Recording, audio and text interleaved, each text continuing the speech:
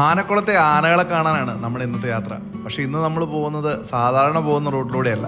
ഈ അടുത്തിടെ മാമലക്കണ്ടത്ത് നിന്നും മാങ്കുളത്തേക്ക് പുതിയൊരു ഫോറസ്റ്റ് റോഡ് പബ്ലിക്കിന് വേണ്ടി തുറന്നു കൊടുത്തിട്ടുണ്ടായിരുന്നു. 10-15 കിലോമീറ്റർ ആ ഫോറസ്റ്റിന്റെ ഉള്ളിലൂടെ യാത്ര ചെയ്ത് പെരുമ്പങ്കുത്ത് വെള്ളച്ചാട്ടത്തിലെത്തി അവിടെ നിന്ന് ആനക്കുളം പോയി ആനയെ കാണുന്നതാണ് നമ്മുടെ ഇന്നത്തെ വീഡിയോയിൽ.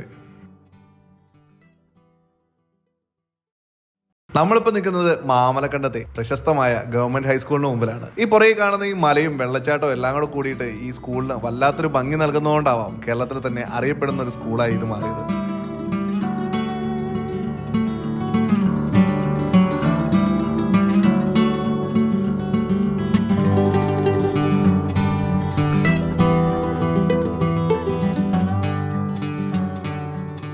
ഈ സ്കൂളിന്റെ കാഴ്ചകൾ കാണാൻ വേണ്ടിയിട്ടല്ല നമ്മളിവിടെ വന്നേക്കുന്നത്.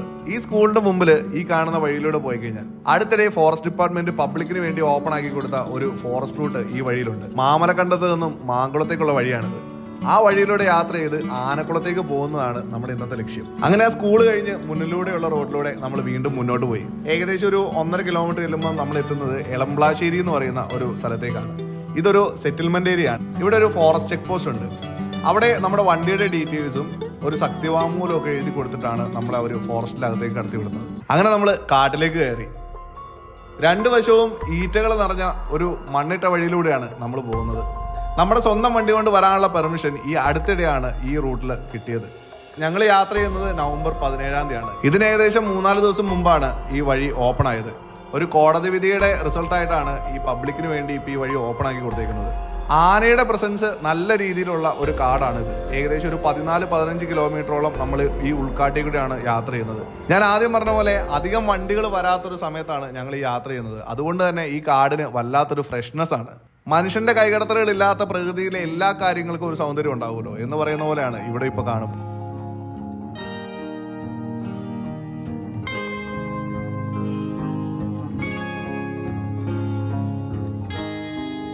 ഈ റൂട്ടിലൂടെ ഓഫ് റോഡ് വാഹനങ്ങൾ മാത്രമേ പോവുള്ളൂ. അതുകൊണ്ട് തന്നെ നമ്മുടെ വണ്ടി അവിടെ ഇട്ടിട്ട് ആനക്കുളത്ത് നിന്ന് ജീപ്പ് ഹയർ ചെയ്തിട്ട് അതിനാണ് നമ്മൾ പോകുന്നത്. ഏകദേശം 1500 രൂപ മുതൽ 2000 രൂപ വരെയാണ് അവർ ചാർജ് ഈടാക്കുന്നത്. നമ്മൾ പോകുന്ന വഴിയുടെ പല ഭാഗത്തും 2 വശത്തെയും ഈറ്റക്കാടുകളൊക്കെ കുറെ വെട്ടി നിർത്തിയിട്ടുണ്ട്.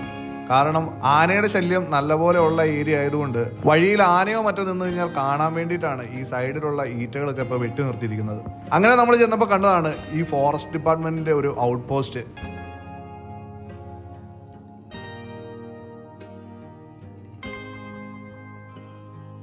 ആന വന്ന് കുത്തിമറിക്കാൻ സാധ്യതയുള്ളതുകൊണ്ട് അതിൻ്റെ കാലയിലൊക്കെ മുള്ളുകമ്പി ചുറ്റിയിട്ടേക്കണുണ്ടോ. പല ഭാഗത്തും ആന വന്ന് കുത്തി മറിക്കാൻ നോക്കിയതിൻ്റെ പാടൊക്കെ കാണാം. അങ്ങനെ നമ്മൾ കാട്ടിലൂടെ വീണ്ടും മുന്നോട്ട് പോവുകയാണ്. നമ്മളിപ്പോൾ പോകുന്ന ഈ വഴിയുടെ വലതുവശത്തൂടെ ഒരു പുഴ ഒഴുകുന്നുണ്ട്. ആവരുകുട്ടി എന്ന് പറയുന്ന ഒരു പാലമുണ്ട് ഇവിടെ അടുത്ത്. ആ പാലത്തെ കയറുമ്പോൾ ഈ പുഴ നമുക്ക് നന്നായിട്ട് കാണാം. ഇതാണ് ആവരുകുട്ടി പാലം. ഈ ഫോറസ്റ്റിലൂടെ യാത്ര ചെയ്യുമ്പോൾ മറ്റൊരു കാര്യം പ്രത്യേകം ശ്രദ്ധിക്കണം. മറ്റേതൊരു ഫോറസ്റ്റിലും ഉള്ള പോലെ ഈ ഫോറസ്റ്റിൽ ഇറങ്ങാനോ വണ്ടി നിർത്താനോ പാടില്ലെന്നാണ് നിയമം. ഈ കഴിഞ്ഞ ദിവസം ഇവിടെ വണ്ടി നിർത്തി കാടിന്റെ ഉള്ളിലേക്ക് പോയ കുറെ പേരെ ഫോറസ്റ്റ് ഡിപ്പാർട്ട്മെന്റ് അറസ്റ്റ് ചെയ്തിരുന്നു. നമ്മളിപ്പോൾ ഈ പോകുന്ന ഈ റൂട്ടായിരുന്നു പണ്ട് ബ്രിട്ടീഷുകാർ പണിത ആലുവ-മൂന്നാർ റോഡ്. 1924 ഉരുൾപൊട്ടലിൽ കരിന്തിരിമല ഇടിഞ്ഞ് ഈ വഴി പോയതിനു ശേഷമാണ് നേര്യമംഗലം പാലം പണിത് ആ വഴി മൂന്നാറിലേക്ക് പുതിയ വഴി വന്നത്. ഈ വഴി പോകുമ്പോൾ നല്ലപോലെ ആനച്ചൂരും ഫ്രഷ് ആനപ്പിണ്ടങ്ങളൊക്കെ നമുക്ക് കാണാൻ പറ്റുന്നുണ്ട്. ഇരുട്ടായി കഴിഞ്ഞാൽ നല്ലപോലെ ആന ഇറങ്ങുന്ന വഴിയാണിത്. അതുകൊണ്ട് തന്നെ നമ്മുടെ സ്വന്തം വണ്ടിക്ക് വരുന്നവര് അധികം രാത്രി ആവുമ്പോൾ ഈ വഴി കൂടെ വരാതിരിക്കുന്നതാണ് നല്ലത്. നമ്മൾ പോകുന്ന ഈ വഴിയിൽ കുറിത്തിക്കുടി എന്ന് പറയുന്ന ഒരു ട്രൈബൽ സെറ്റിൽമെന്റ് കോളനി ഉണ്ട്. ഏകദേശം 250ഓളം ഫാമിലീസ് താമസിക്കുന്ന ഒരു ഏരിയ ആണ്. ആ കുറിത്തിക്കുടി കോളനിയിലേക്കും പിന്നെ ഫോറസ്റ്റ് ഡിപ്പാർട്ട്മെന്റിന്റെ വണ്ടികളും മാത്രമാണ് ഇപ്പോൾ ഈ വഴി പോകുന്നത്.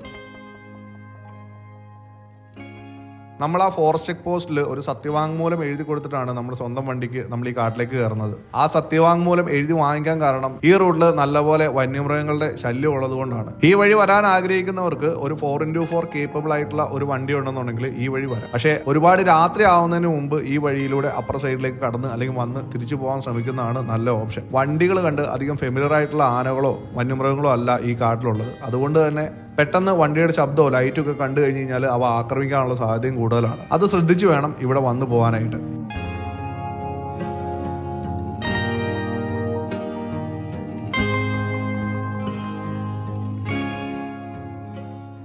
കുറുത്തിക്കുടി കോളനിയുടെ അടുത്തേക്ക് എത്തുമ്പോഴത്തേക്കും ഇതുപോലുള്ള ഏറുമാടങ്ങളും അതുപോലെ തന്നെ വീടുകളും പശുവിനെയും പോത്തിനെയൊക്കെ തീറ്റാൻ വരുന്ന ആൾക്കാരെയൊക്കെ നമുക്ക് കാണാം. ഏകദേശം 250ഓളം കുടുംബങ്ങൾ താമസിക്കുന്ന ഒരു ട്രൈബൽ സെറ്റിൽമെന്റ് കോളനിയാണ് ഈ കുറുത്തിക്കുടി എന്ന് പറയുന്നത്.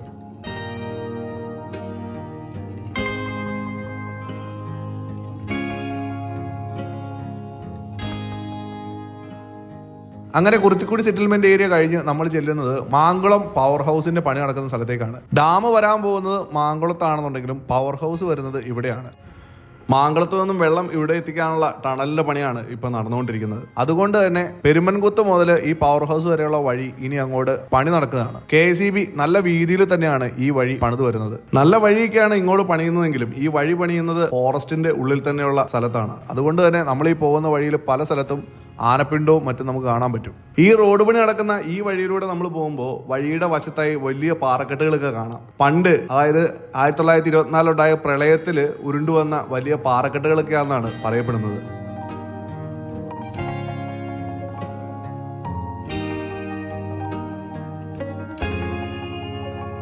അങ്ങനെ ഏകദേശം 14-15 കിലോമീറ്ററോളം കാട്ടിലൂടെ വന്ന് നമ്മൾ പെരുമ്പൻകുത്ത് വെള്ളച്ചാട്ടത്തിനടുത്തേക്ക് എത്താറായി. ദേ ഈ ഇടം സൈഡിൽ കാണുന്നതാണ് പെരുമ്പൻകുത്ത് വാട്ടർഫോൾ.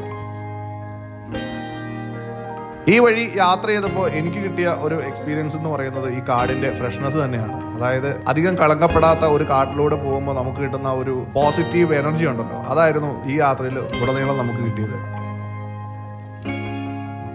അങ്ങനെ നമ്മൾ പെരുമ്പൻകുത്ത് പാലം കയറി ഈ ഇട സൈഡിൽ കാണുന്നതാണ് പെരുമ്പൻകുത്ത് വാട്ടർഫോൾ. എന്തായാലും ഇവിടം വരെ വന്നാലേ ഈ വാട്ടർഫോൾ ഒന്ന് കണ്ടിട്ടാവാം നമുക്ക് ആനക്കുളത്തേക്കുള്ള ബാക്കി യാത്ര. അവിടെ ആന വരുന്ന എന്തായാലും വൈകുന്നേരങ്ങളായിരിക്കുമല്ലോ. ഇവിടെ 10 രൂപയുടെ എൻട്രി ഫീ എടുത്തു കഴിഞ്ഞാൽ ഇവരുണ്ടാക്കി വെച്ചിരിക്കുന്ന ഒരു വ്യൂ പോയിന്റ് ഉണ്ട്. ഈ വെള്ളച്ചാട്ടത്തിന് മുകളിൽ നിന്നുള്ള ഒരു വ്യൂ ആണ് ഈ വ്യൂ പോയിന്റ് നിന്ന് നമുക്ക് കാണാൻ പറ്റുന്നത്. മാങ്കുളം പുഴയാണ് ഈ ഒഴുകി വന്ന് ഈ പെരുമ്പൻകുത്തിലെ വെള്ളച്ചാട്ടമാവുന്നത്. ഈ പുഴ കുറച്ചുകൂടി ഒഴുകി ചെന്ന് കരിന്തിരിയാറിനോട് ചേരും.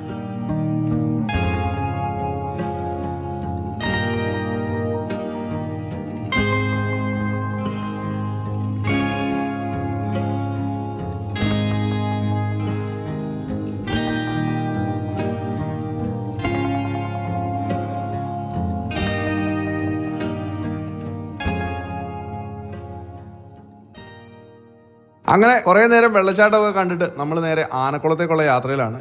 ഈ വന്ന വഴിയിൽ ആനപ്പിണ്ടും ആനച്ചൂരും പിന്നെ ഈ ആന പുറമൊക്കെ വരച്ച ഒരുപാട് സ്ഥലങ്ങളൊക്കെ കണ്ടെങ്കിലും ആനനെ കാണാൻ പറ്റിയില്ല. പക്ഷേ നമ്മൾ ആനക്കുളത്തേക്കാണല്ലോ പോകുന്നത്, the real land of wild elephants.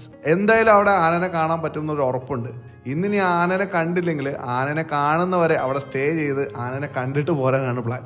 അങ്ങനെ ആനേനെ കാണാന്നുള്ള പ്രതീക്ഷയിൽ നമ്മൾ ആനക്കുളത്തേക്ക് ചെന്നപ്പോൾ കണ്ടത് പുഴ നിറയെ കുറെ കുട്ടികൾ ഇറങ്ങി കളിക്കുന്നതാണ്. ഏതോ സ്കൂളിൽ നിന്ന് ടൂറിന് വന്ന കുട്ടികളുടെ ഗ്രൂപ്പാണ്.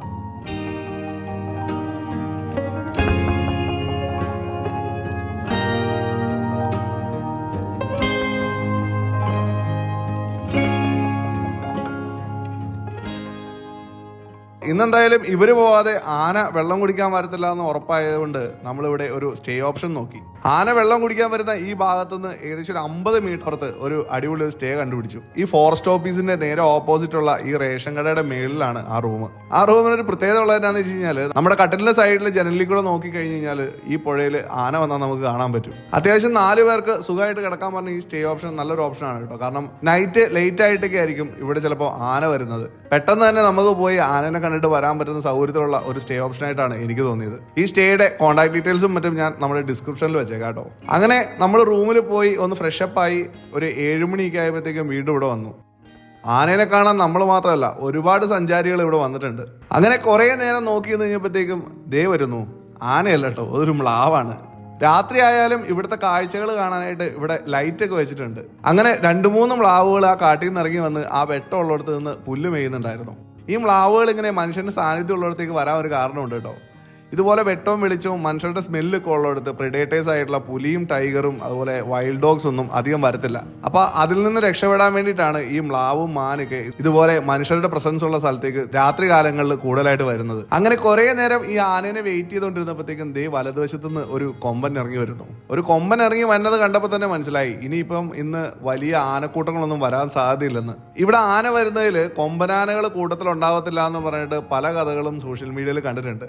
ശരിക്കും ശരിക്കും പറഞ്ഞു കഴിഞ്ഞാൽ ഈ ആനക്കൂട്ടങ്ങളിൽ പ്രായപൂർത്തിയായ കൊമ്പനാന ഉണ്ടാവാറില്ല. അത് ഇവിടെയെന്നല്ല, എല്ലാ ആനക്കൂട്ടങ്ങളിലും അങ്ങനെ തന്നെയാണ്. ഈ കൊമ്പനാനകൾ പ്രായപൂർത്തിയാവുമ്പോഴത്തേക്കും സ്വന്തം കൂട്ടത്തിലുള്ള ആനകളുമായിട്ട് ഇണ കൂടാതിരിക്കാൻ വേണ്ടി ആ കൂട്ടത്തിലെ മുതിർന്ന ആനകൾ ആ കൊമ്പനെ ഒറ്റയ്ക്കാക്കും. അതുകൊണ്ടാണ് ഈ ആണാനകളെല്ലാം ഒറ്റയാന്മാരായിട്ട് നടക്കുന്നത്. കൂട്ടത്തിലെ ഏതെങ്കിലും പെണ്ണാനയ്ക്ക് ഇണ ചേരേണ്ട സമയമാകുമ്പോൾ മാത്രമാണ്, അതും സ്വന്തം കൂട്ടത്തിൽ നിന്നല്ല മറ്റൊരു കൂട്ടത്തിൽ നിന്നൊരു കൊമ്പനെ കുറച്ച് നാളത്തേക്ക് അവരുടെ കൂടെ കൂട്ടുന്നത്.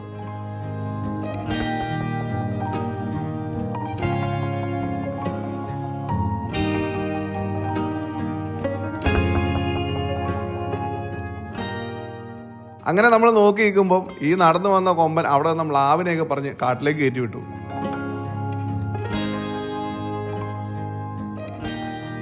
എന്നിട്ട് പുള്ളി പതുക്കെ വെള്ളം കുടിക്കാൻ വേണ്ടി ഇറങ്ങി.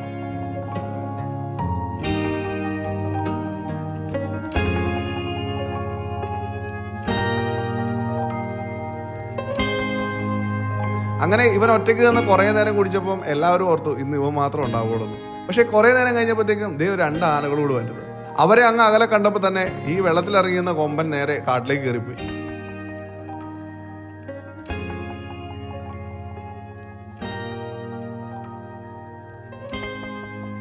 അവര് നേരെ നടന്നു വന്ന് ആ കൊമ്പൻ പോയ പുറകെ പോവുകയും ചെയ്തു. ഇത്രയും നേരം വെയിറ്റ് ചെയ്തിട്ട് ആകെ ആ ഒരു ഒറ്റ കൊമ്പൻ ഇറങ്ങി വന്ന് വെള്ളം കുടിക്കുന്ന കണ്ടത്. അത് കഴിഞ്ഞ് വന്നവരാണെങ്കിൽ കാട്ടിലേക്ക് കയറി പോവുകയും ചെയ്തു. എന്തായാലും ഇവിടെ സ്റ്റേ എടുത്തേക്കുന്നതല്ലേ, അപ്പോൾ ഫുഡൊക്കെ ഓർഡർ ചെയ്തിട്ട് വീണ്ടും ഞങ്ങളവിടെ വെയിറ്റ് ചെയ്തു. അങ്ങനെ ഏകദേശം ഒരു 1/4 മണിക്കൂർ കഴിഞ്ഞ് കഴിഞ്ഞപ്പോഴത്തേക്കും ആ കാട്ടിലേക്ക് കയറിപ്പോയ ഈ 3 മച്ചാന്മാരും കൂടി ഇതേ ഇറങ്ങി വരുന്നത്. 3 കൊമ്പന്മാരാണ്. അതിലൊരു കൊമ്പനെ ശ്രദ്ധിച്ചു, അവൻ ഒറ്റക്കൊമ്പേ ഉള്ളൂ. അവൻ കുഞ്ഞനാണെങ്കിലും ഭയങ്കര മിടുക്കനാണ് കേട്ടോ. എല്ലാവരും സോഷ്യൽ മീഡിയയിലും മറ്റും ഒരുപാട് കണ്ട് പരിചയമുള്ള ഒരു സ്ഥലമായിരിക്കുമല്ലോ ഈ ആനക്കുളം. അതിനെക്കുറിച്ച് ഞാനിപ്പോൾ കൂടുതൽ പറയണമെന്ന് തോന്നുന്നില്ല. എന്നാൽ അറിയാൻ മേലാത്തവർക്ക് വേണ്ടി ഞാൻ കുറച്ച് കാര്യങ്ങൾ പറയാം. കേരളത്തിൽ തന്നെ കാട്ടാനകളെ ഇത്ര അടുത്ത് നിന്ന് സൗകര്യമായിട്ട് കാണാൻ പറ്റുന്ന വേറൊരു ഓപ്ഷൻ ഉണ്ടെന്ന് എനിക്ക് തോന്നുന്നില്ല. കഴിഞ്ഞ 1 മാസം എടുത്തു കഴിഞ്ഞാൽ ഒരു ദിവസം ഒഴികെ ബാക്കി എല്ലാ ദിവസവും ഇവിടെ ആന വന്നു എന്നാണ് ഇവിടുത്തെ നാട്ടുകാർ പറയുന്നത്. ഇവിടെ വരുന്ന ആനകൾ ഒരേ ഗ്രൂപ്പ് തന്നെയല്ല. ഒരുപാട് ദൂരം സഞ്ചരിക്കാൻ ഇഷ്ടപ്പെടുന്ന ഈ ആനകളിലെ പല ഗ്രൂപ്പുകളാണ് ഈ വഴി പോകുമ്പോൾ ഇവിടെ വെള്ളം കുടിക്കാൻ വരുന്നത്. അതിനൊരു പ്രത്യേകത ഉള്ള എന്താണെന്ന് വെച്ച് കഴിഞ്ഞാൽ സാധാരണ വെള്ളമല്ല ഇവിടെ കിട്ടുന്നത്.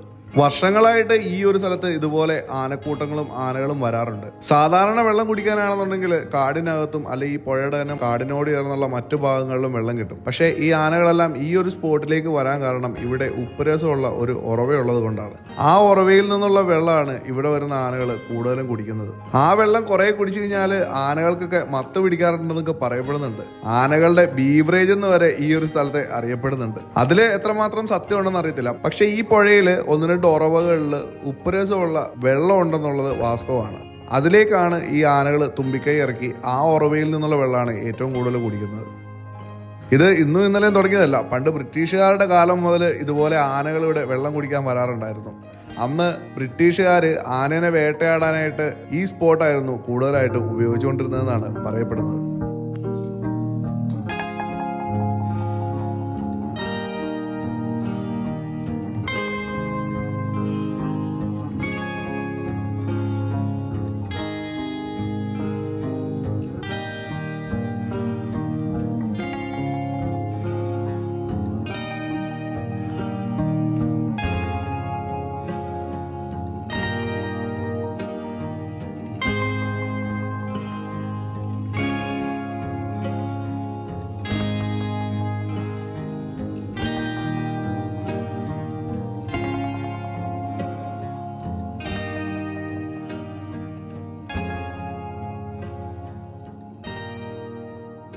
ഈ പോസ്റ്റിലുള്ള ഈ ഒരു ലൈറ്റിന്റെ വെട്ടം മാത്രം നമുക്കുള്ളൂ. ഇപ്പം ഞാൻ യൂസ് ചെയ്യുന്നത് സോണിയുടെ A7m4 എന്ന് പറയുന്ന ക്യാമറയും 85mm 1.4 ലെൻസുമാണ്. ആ 1.4 ആയതുകൊണ്ടും ISO മാക്സിമം കയറ്റിയിട്ടേക്കുന്നതുകൊണ്ടാണ് നമുക്കിപ്പോൾ ഇത്രയെങ്കിലും ക്ലിയർ ആയിട്ട് ഈ സാധനം കാണാൻ പറ്റുന്നത്. ഇതിൽ വേറെ കാര്യം എന്ന് വെച്ചാൽ ഒരു 50 മീറ്റർ പോലും ഡിസ്റ്റൻസ് ഇല്ല നമ്മൾ നിൽക്കുന്ന സ്ഥലവും ഈ ആന ഇപ്പോൾ വെള്ളം കുടിക്കുന്ന സ്ഥലവും തമ്മിൽ.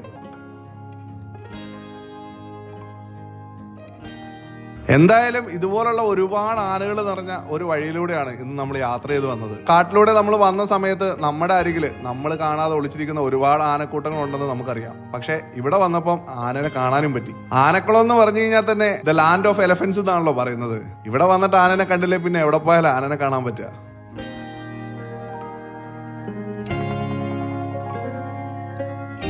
അപ്പോൾ ഈ ആനക്കാഴ്ചകളൊക്കെ ആയിട്ട് ഈ വീഡിയോ ഇവിടെ വൈൻഡപ്പ് ചെയ്യാണ്. ഇതിന്റെ ഒരു രണ്ടാം ഭാഗമുണ്ട്. ആനക്കുളത്ത് നമുക്ക് കാണാൻ കുറേ കാഴ്ചകളുണ്ട്. ഇവിടുത്തെ കുറച്ച് സ്ഥലങ്ങളും വെള്ളച്ചാട്ടങ്ങളൊക്കെ കണ്ട് ലക്ഷ്മി എസ്റ്റേറ്റ് വഴി മൂന്നാർക്ക് നമുക്കൊന്ന് പോകാം അടുത്ത എപ്പിസോഡിൽ. അപ്പോൾ എല്ലാവർക്കും ബൈ.